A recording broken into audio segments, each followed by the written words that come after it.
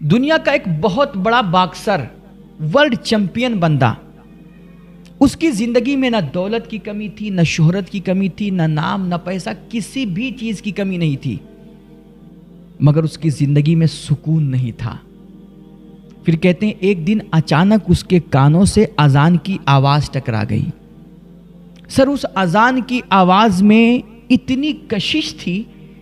اتنا خوبصورت لہجہ تھا اس اذان کا نا، کہ اس ورلڈ چیمپئن نے جیسے وہ اذان کی آواز سنی، اسے اتنا سکون ملا نا کہ وہ کلمہ پڑھ کر کے مسلمان ہو گیا، اور آج دنیا اسے محمد علی کے نام سے جانتی ہے۔ آپ گوگل پہ دیکھ سکتے ہیں، سرچ کر سکتے ہیں۔ ایک اذان کی آواز سے بندہ اتنا سکون اس کو ملا کہ وہ کلمہ پڑھ کر کے مسلمان ہو گیا۔ لیکن آج ہماری آپ کی مسجدوں سے جو اذان کی آواز بلند ہوتی ہے، ابھی حکومت کی طرف سے جب یہ پابندی لگی نا کہ تم اپنی مسجدوں سے یہ لاؤڈ اسپیکر اتارو، یا پھر اگر تمہیں لاؤڈ اسپیکر سے اذان دینا ہے تو بہت سلو آواز میں، ہلکے وائلوں میں اذان دو، کیونکہ تمہاری اذان کی آوازوں سے ہماری نیند خراب ہوتی ہے، ہمیں ڈسٹرب ہوتا ہے، لوگوں کو تکلیف ہوتی ہے۔ اذان کی آواز جو سکون کے لیے ہے، جو سکون انسان کو عطا کرتا ہے، کہتے ہیں کہ اس سے لوگوں کو تکلیف ہوتی ہے۔ تو سر، جب اس طرح کے پرشاسن کی طرف سے یہ حکم نامہ آیا نا، حکومت کی طرف سے، تو آپ کو بھی تکلیف ہوئی ہوگی۔ ایک مسلمان ہونے کے ناطے ہمیں بھی بڑی تکلیف ہوئی، اور میرے دل میں تو عجیب عجیب خیالات آنے لگے۔ میں اپنے رب سے عرض کرنے لگا کہ میرے مالک، کیا اب ہم اس قدر گر چکے ہیں کہ جو ہم پنج وقتہ اپنی مسجدوں سے تیرا نام بلند کرتے تھے، جو اذان دیتے تھے، اس اذان کی سعادت سے بھی ہم محروم کر دیے جائیں گے؟ تو ہم سے یہ نعمت بھی، اپنے ذکر کی توفیق بھی چھین لے گا؟ عجیب عجیب خیالات دل میں آ رہے تھے۔ اچانک دل کے گوشے سے پھر ایک اور آواز اٹھی، اور جیسے لگا کہ کوئی مجھ سے پوچھ رہا ہے کہ یہ تمہاری مسجدوں کی مناروں سے جو اذان کی آوازیں بلند ہوتی ہیں، سچ بتاؤ، میں غیر مسلموں کی بات نہیں کرتا ہوں، مسلمانوں میں کتنے ایسے مسلمان ہیں جو اس اذان کی آواز کو 2-3 منٹ کی جو اذان ہوتی ہے، وہ سارا کام دھندہ اپنا چھوڑ کر کے سکون سے بیٹھ کر کے وہ 2-3 منٹ کی اذان کی آواز سنتے ہوں؟ کون سنتا ہے؟ اور دوسری بات، کیا وہ اذان کی آواز تمہاری مسجدوں کی وہ سننے کے قابل ہوتی بھی ہے؟ معاف کیجئے گا میرے بھائی، ایک مسلمان ہونے کے ناطے ہم اس پر کوئی ٹپڑی تو نہیں کر سکتے، لیکن اتنی حقیقت ضرور ہے کہ جب ہماری مسجدوں سے اذان کی آواز بلند ہوتی ہے تو اکثر مسلمانوں کو تو اس سے مطلب نہیں ہوتا، وہ بالکل اس پہ توجہ نہیں دیتے ہیں۔ کب اذان شروع ہوئی، کب ختم ہوئی، ان سے کوئی مطلب نہیں۔ اور جو بیچارے تھوڑے بہت دیندار ہوتے ہیں، جو سنتے بھی ہیں اذان کو نا، تو وہ بھی اسی انتظار میں ہوتے ہیں کہ یہ اذان کب ختم ہوگی۔ سر، آج ہم نے اپنی مسجدوں کو تو بہت خوبصورت بنایا، اس کی دیواروں کو تو بہت سجایا، بڑے بڑے قیمتی پتھر اور ٹائلز لا کر کے اس پہ لگائے، مسجدیں ہم نے بڑی خوبصورت بنا دیں، لیکن ان مسجدوں کے مصلے اور مسجدوں کے منارے سے جو اٹھنے والی آواز ہے نا، ہم نے ان کو اتنی بھونڈی اور اس قدر معذور بنا دیا ہے نا میرے بھائی، کہ آج غیر تو غیر، خود مسلمان بھی وہ آواز سننے کو پسند نہیں کرتا ہے۔ یہ بڑی تلخ حقیقت ہے، معاف کیجئے گا۔ آج ہم صرف ہندوستان کی بات نہیں کرتے ہیں، ہندوستان، پاکستان، سارے ہمارے جو بر صغیر کے علاقے ہیں نا، آپ ان کی مسجدوں کا جائزہ لے کر کے دیکھ لیجئے، اکثر و بیشتر مسجدوں کے جو مؤذن ہیں، معاف کیجئے گا، میں بڑی معذرت کے ساتھ زبان تھام کر کے لفظ بول رہا ہوں، اکثر و بیشتر مسجدوں کے ہمارے مؤذن وہ لولے لنگڑے اپاہج قسم کے زیادہ تر آپ کو ملیں گے، یا پھر وہ اتنے ضعیف ہو چکے ہوں گے، اس قدر لاچار ہوتے ہیں کہ جب وہ کسی کام کے نہیں بچتے نا، تو ہم انہیں اپنی مسجدوں کا مؤذن بنا دیتے ہیں۔ ٹھیک ہے، یہ اسلام کی اعلیٰ ظرفی ہے، یہ اسلام کا بڑکپن ہے کہ جنہیں دنیا نہیں پوچھتی، جن کو دنیا ٹھکرا دیتی ہے، اسلام ان کو بھی اپنے دامن میں پناہ دیتا ہے۔ لیکن میرے بھائی کیا ضرورت ہے کہ ایسے معذور قسم کے لوگوں کو کہ جن کے الفاظ بھی برابر نہیں ادا ہو پا رہے ہیں، جن کی آواز بھی برابر نہیں نکل پا رہی ہے، جن کا تلفظ تک ٹھیک نہیں ہے،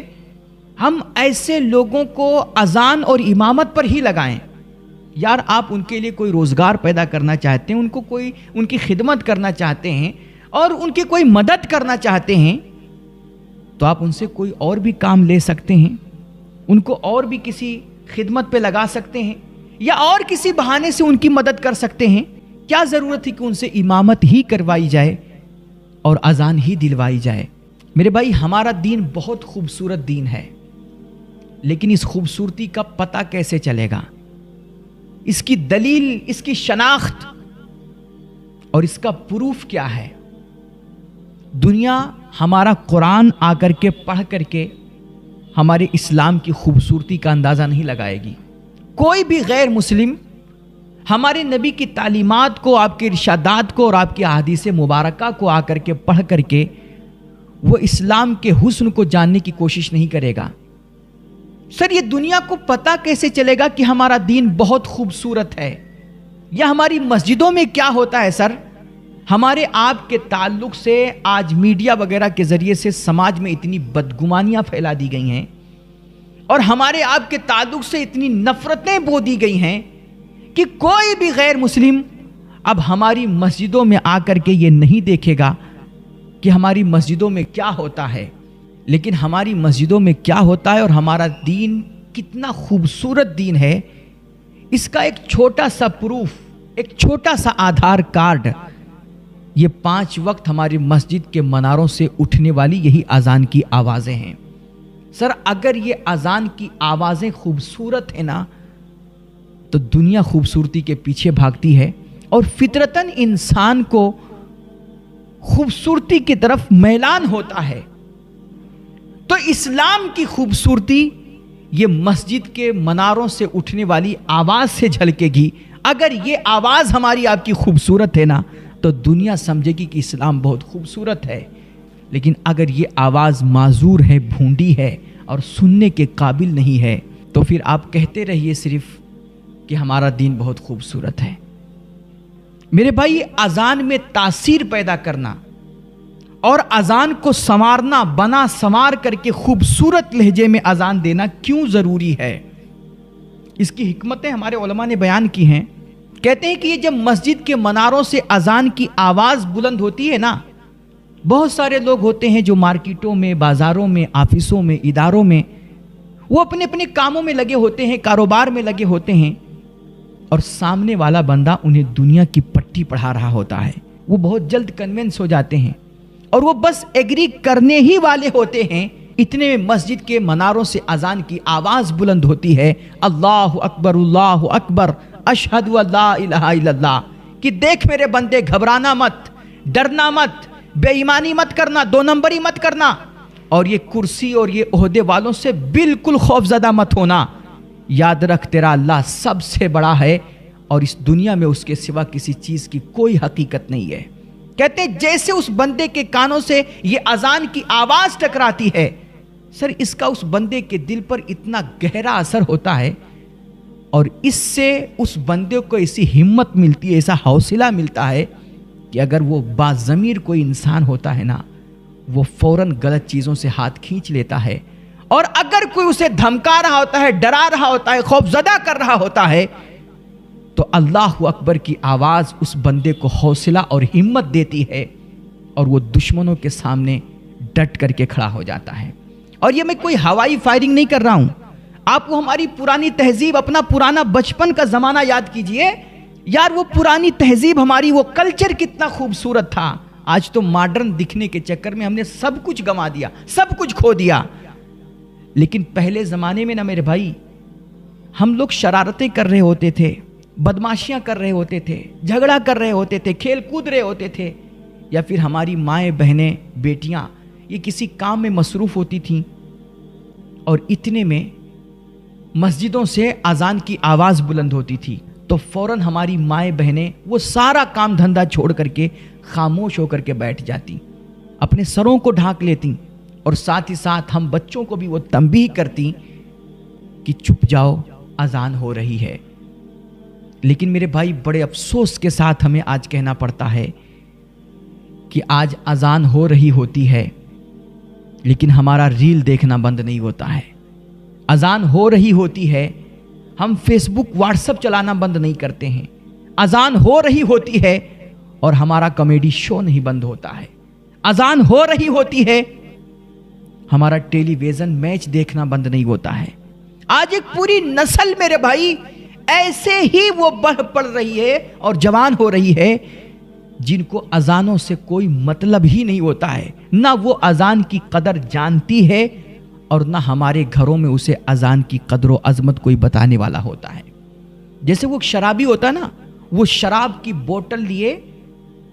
بدمست کسی نالے میں سڑکوں پہ پڑا رہتا, اسے کسی چیز کا کچھ بھی احساس نہیں ہوتا ہے. ایسے آج اذان ہو رہی ہوتی ہے اور ہماری یہ نئی جنریشن موبائل لے پڑی رہتی ہے, اسے بالکل اذان کی آواز کی پرواہ نہیں ہوتی ہے, بالکل احساس نہیں ہوتا ہے. اس لیے اگر اس نسل کو آپ دوبارہ اسلام کی طرف راغب کرنا چاہتے ہیں اور اس کے دلوں میں اللہ رسول کی اذان کی عبادتوں کی قدر و عظمت بٹھانا چاہتے ہیں تو سب سے پہلے ہمیں اپنی مسجد کی اذانوں کو خوبصورت بنانا ہوگا. اس کے لہجے میں وہ تاثیر اور وہ امنگ پیدا کرنی ہوگی کہ جیسے یہ آواز ہمارے آپ کے کانوں سے, ہمارے بچوں کے کانوں سے ٹکرائے, اس میں کشش اتنی ہو, اس میں اٹریکشن اتنا ہو اور اس میں خوبصورتی اتنی ہو کہ وہ سب کچھ اپنا کام دھندہ چھوڑ کر کے سکون کے ساتھ یہ اذان سننے کے لیے بیٹھ جائیں. کہتے ہیں کہ سلطنت عثمانیہ میں جو یہ 5 وقتہ اذانیں ہوتی ہے نا میرے بھائی, ہمارے اسلام کی جتنی عبادتیں ہیں اور جو ارکان ہیں, اسلام نے جو حکم دیا نا میرے بھائی, ایک ایک حکم میں ہزار حکمتیں پوشیدہ ہیں. ایک ایک حکم میں اور اس کی تہ میں جاؤ نا, تب ہمیں آپ کو اندازہ ہوگا کہ یار یہ اسلام نے جو ہمیں آپ کو تعلیم دی ہے, جو حکم دیا ہے, اس کے پیچھے انسانیت کی کتنی بھلائی چھپی ہوئی ہے. کہتے ہیں سلطنت عثمانیہ میں جو 5 وقتہ اذانیں دی جاتی ہیں, ہمارے یہاں تو کچھ مطلب نہیں ہوتا ہے, بس جیسے تیسے مائک کھولے, ٹن ٹن کیے اور شروع ہو گئے پاں پاں. یہ اذان کی وہ کان پہ ہتھوڑے برسا رہے ہوتے ہیں. لیکن کہتے ہیں سلطنت عثمانیہ میں باقاعدہ یہ 5 وقتہ جو اذانیں ہوتی ہیں, ہر وقت کے ایک ایک اذان کا ایک ایک الگ الگ اپنا لہجہ اور ایک انداز ہوتا تھا. کہتے ہیں کہ جیسے فجر کا وقت ہوتا ہے نا, فجر میں انسان نیند میں ڈوبا ہوتا ہے اور نیند میں ڈوبے ہوئے انسان کو آپ اچانک آ کر کے جگا دیں, ہاں کر کے, تو وہ کیا ہوگا, چھونک کر کے اٹھ جائے گا اور پھر وہ آپ پر غصہ بھی کرے گا, ہو سکتا ہے ڈانٹ بھی دے, مار بھی دے. تو اس لیے فجر کی اذان نا اس لہجے میں دی جاتی تھی, اس انداز سے دی جاتی تھی جیسے وہ ہوتا ہے نا کہ بچہ سو رہا ہو اور ماں اسے جگانے جائے, تو ماں کتنے لاڈ سے کتنے پیار سے اسے جگاتی ہے کہ اٹھ جاؤ اٹھ جاؤ اٹھ جاؤ اٹھ جاؤ بیٹا اٹھ جاؤ. اس طرح مطلب ایک انداز ہوتا ہے, دیکھو اٹھے نہیں, اٹھو جلدی, اٹھو اٹھو اٹھو, اس طرح کر کے. تو ایسے ہی وہ فجر کی اذان بھی ہوتی تھی اسی لہجے میں, اللہ اکبر اللہ اکبر, وہ کھینچ کر کے. وہ میں پورا پریکٹس کر کے اس کو دیکھ, میں نے سنا. ایک کوچ ہیں, موٹیویشنل اسپیکر بھی بڑے اچھے ہیں, سمیر صدیقی صاحب. میں نے ان کی یہ باتیں سنی تو مجھے بہت اچھی لگی اور یہ میرے دل کی آواز تھی, اس لیے میں نے سوچا کہ ان کی یہ بات آگے شیئر کی جائے اور نقل کر کے آگے بڑھائی جائے. تو انہوں نے اس میں یہ اذان بھی سیٹ کی بتائی ہے کہ جو وہ کس انداز سے وہ فجر کی اذان ہوتی تھی. اسی طرح جب ظہر کا وقت آتا تھا تو چونکہ صبح سے لے کر دوپہر تک بندہ اپنے کام کاج میں دھندے میں لگا رہتا تھا, تو کرتے کرتے کرتے کرتے تھوڑا سا اس کا حوصلہ پست ہونے لگتا تھا, ہمت ڈاؤن ہونے لگتی تھی. تو ظہر کی اذان میں نا وہ اس انداز سے دیتے تھے کہ اس میں ایک حوصلہ, ایک جذبہ اور ایک امنگ اس میں چھپا ہوتا تھا کہ اس کو سن کر کے بندے کو ایک اندر جوش پیدا ہو اور ہمت ملے, حوصلہ ملے اس کو. اس انداز سے وہ ظہر کی اذان دی جاتی تھی. اور پھر جب عصر کا وقت ہوتا تھا تو عصر کا وقت وہ ایسا وقت ہوتا ہے کہ بھائی اب کام دھندہ کمپلیٹ ہوا اور اب مارکیٹ سے ہمیں اپنے گھر واپس جانا، اپنے گاؤں جانا ہے، شہر جانا ہے، تو دن بھر بندے نے کیا کمایا، کتنی کمائی دھندا کر کے اس نے کیا حاصل کیا، وہ سب اس کے بعد پھر چونکہ گھر جا رہا ہے اس کی ایک خوشی ہے، تو اس تمام جذبے کو ذہن میں رکھ کر کے پھر اذان دی جاتی تھی، اور اس کا ایک لہجہ اپنایا جاتا تھا کہ جس میں ایک خوشی اور ایک اپنے کاموں پر فتح کے مطلب اس پہ جذبات غالب ہوتے تھے۔ اور پھر جب مغرب کا وقت ہوتا تھا تو ابھی بندہ کام کاج کر کے گھر واپس آیا ہے، اور پھر ابھی لوگ مل رہے ہیں، بچے ہیں، فیملی ہے، اور ساتھ ہی ساتھ پھر عبادت کا بھی وقت ہو رہا ہے، تو یہ وقت بڑا مختصر ہوتا تھا، تو اس وقت اذان بھی بڑی جلدی جلدی سے دی جاتی تھی، تو اس سے لگتا تھا کہ ہاں یہ وقت بڑا مختصر ہے، جلدی چلو، جلدی نماز پڑھو، اور پھر آؤ گھر واپس آ کر کے لوگوں سے بات چیت کر کے کھانا پینا اپنا کمپلیٹ کرو۔ اور پھر آخر میں جب عشاء کی اذان ہوتی تھی، کہتے ہیں اس اذان میں، اس کے لہجے میں اتنا درد ہوتا تھا، اتنا کرب ہوتا تھا، اور اسی تڑپ ہوتی تھی نا، چونکہ یہ آج کے دن کی آخری اذان ہوتی تھی، اور بندہ آج کے دن کی آخری نماز کی تیاری میں ہوتا تھا، پتہ نہیں آج نماز پڑھ کر کے سوئے تو صبح آنکھ کھلے کہ نہ کھلے، اس لیے یہ اذان، آخری اذان اس درد و کرب کے ساتھ اور اس جو ہے پر اثر لہجے میں دی جاتی تھی کہ بندہ اسے سنتا تھا تو اس کے اندر خوف الہی اور خشیت کا جذبہ پیدا ہوتا، اور اسے آج پورے دن بھر اس نے کیا کیا، کتنوں کے ساتھ دھوکہ دڑی کی، بےایمانی کی، کسی کے ساتھ چیٹنگ بازی کی، کسی کے ساتھ کچھ غلط کیا، وہ سب کچھ یاد آنے لگتا، اور جب بندہ یہ نماز پڑھتا نا تو اللہ کی بارگاہ میں جا کر کے نماز کے ساتھ ساتھ وہ توبہ بھی کر کے اپنے بستر پہ سوتا تھا۔ یہ لہجوں کی تاثیر ہوتی تھی، زبان کا وہ اثر ہوتا تھا۔ لیکن آج شاہد سادی کے پاس جبے تو بڑے خوبصورت ہیں، ٹوپیاں بڑی اچھی لگاتا ہے، لیکن لہجوں کا اثر کھو بیٹھا ہے۔ آج ہمارے ہاں مسجدیں بڑی عالی شان بنا لی گئی ہیں، اس کے در و دیوار کو بڑا اچھے طریقے سے سجایا گیا ہے، بڑے خوبصورت ٹائلز اور قیمتی پتھر لا کے لگا دیے گئے، لیکن مسجدوں کے مصلے سے جو اٹھنے والی آواز ہے، مسجدوں کے مناروں سے جو بلند ہونے والی آوازیں ہیں، یار ہم نے ان کو اتنی بھونڈی بنا لی ہیں کہ آج غیر تو غیر خود اپنے بھی ان آوازوں کو سننے کے لیے تیار نہیں ہیں۔ قرآن تو اس انداز سے ہمارے یہاں پڑھا جاتا ہے، اللہ کی پناہ، وہ کہتے نہیں کہ قرآن کچھ لوگ پڑھتے ہیں تو قرآن کا انہیں ثواب اور ان کو برکتیں اور فیضان حاصل ہونے کے بجائے خود قرآن ان پہ لعنت کر رہا ہوتا ہے۔ آج یہی ہماری اکثر مسجدوں کا حال ہے میرے بھائی، کہ ہمارے ائمہ کو صحیح سے قرآن تک پڑھنا نہیں آتا ہے، اور اذانیں اتنی معذور ہو چکی ہیں کہ وہ کان پہ ہتھوڑے برسا رہی ہوتی ہیں۔ اس لیے مسجد کے جو ذمہ داران ہیں، خاص طور پہ یہ جو متولی ہیں، بہت ساری ایسی مسجدوں کو میں جانتا ہوں کہ ان کے مسجدوں کے کھاتے میں لاکھوں لاکھ کروڑوں کروڑ روپے پڑے ہوئے ہیں، لیکن انہیں ان آوازوں کو خوبصورت بنانے پہ خرچ نہیں کیا جا رہا ہے۔ ایسے مسجدوں کے یہ ذمہ داران اور متولی یاد رکھیں کہ یہ جو پیسہ تم نے مسجدوں کے کھاتے میں نا فالتو کا جمع کر کے رکھا ہے، اور انہیں اسلام کے اس حسن کو اور اس خوبصورتی کو نکھارنے کے لیے نہیں خرچ کر رہے ہو، یہ جو تم 1000 2000 کا مؤذن ڈھونڈتے ہو نا، سستا امام جو تمہیں چاہیے، یاد رکھو مر کے قبر میں پہنچو گے نا